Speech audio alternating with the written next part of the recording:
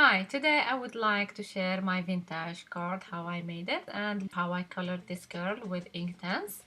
You can also have the image for free. You can download it from my blog. All the information is right down in the description of this video. I started coloring the hair with baked earth, starting from the edges and leaving much white spaces at the beginning, just to mark the dark spaces and the white spaces, the lights, and added a tangerine between them,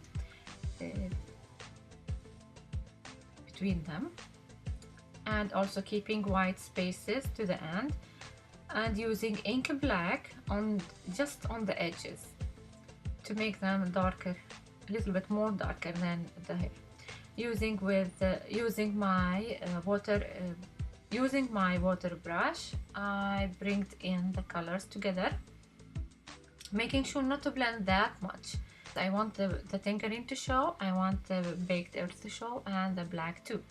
So here I'm not worried about that it became a little bit darker, because when it dries it blends more. As long as it's wet, it continues to blend.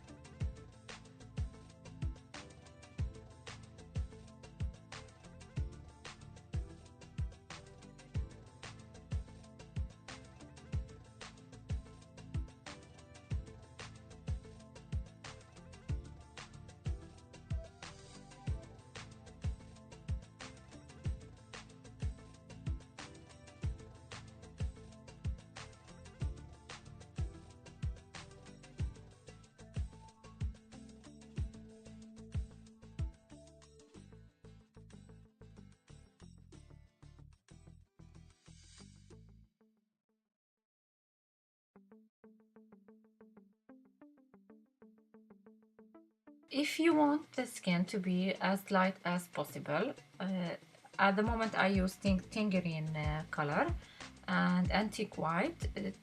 With the antique white I colored the base and colored on it with tangerine orange, and I want it to be as light as possible.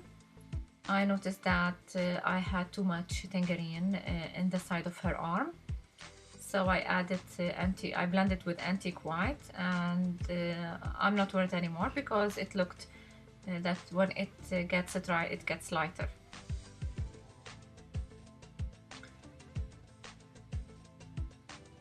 With the balloon I used apple green and leaf green, but I noticed that the leaf green is giving another hue to the color.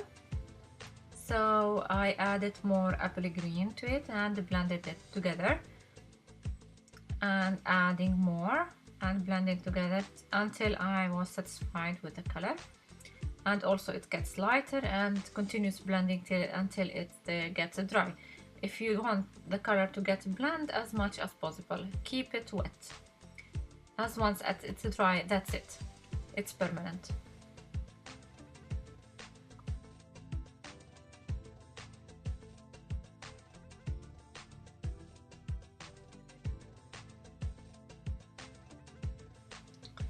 Then for her shirt, I colored it with indigo, deep indigo, and I pressed a little bit harder on the edges to make the color darker, and started to make it lighter on the areas I want to have color on it, but I want it to be a little bit lighter color.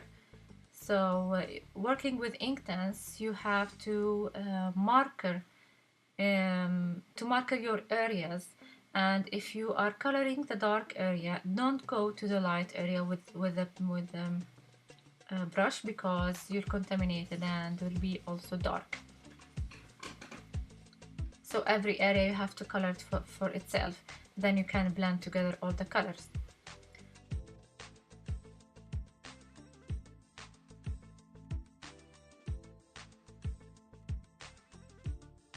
When getting to her trousers, I used leaf green, which is really dark. I wanted to get the feeling that it's jeans, and I pressed a little bit harder on the edges that I wanted to be really dark. Then started coloring with the brush only on the edges, not getting in the middle because I would lose the light areas if I do that. Then I started coloring in the middle.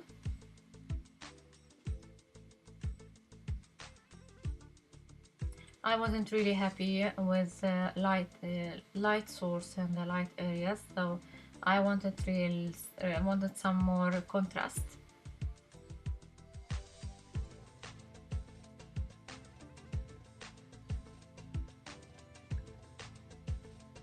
Then I started to take the color from the pencil itself and adding to the areas that I want to darken in a little bit. It works if you don't want it to be really dark. You can also use the pen directly on the wet area, but I didn't want to risk that it's getting too dark. Using my teal green, I wanted to get the grass a little bit distressed color background. Sky, I used the same color, the deep indigo, and I was taking from the pencil directly and coloring on the paper. Some areas I wanted to be like intense color of the sky, like we have so a little bit clouds, but it's not really shown. Then I took the white gel pen from Sakura. The gel color doesn't color on the wet areas, so I just wanted to make like shadowing with whiter color, and when it gets dry it gets a little more intense, as you can see in the final image. Now coming to the flowers. The flowers that I have in hand are not the colors that I wanted on the card because they didn't look vintage, they look little spring colors. So I mounted the flowers first and decided to color wash them with Tim Holtz color wash butterscotch, and I sprayed them twice, 3 times.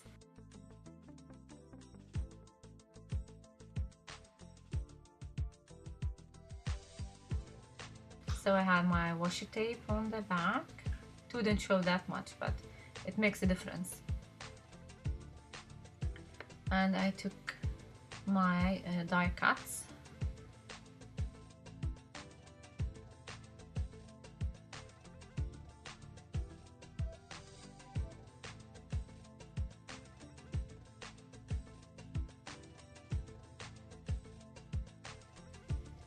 I made that frame to be on the back of the to sit in the back of the balloon, and mounted the image on foam.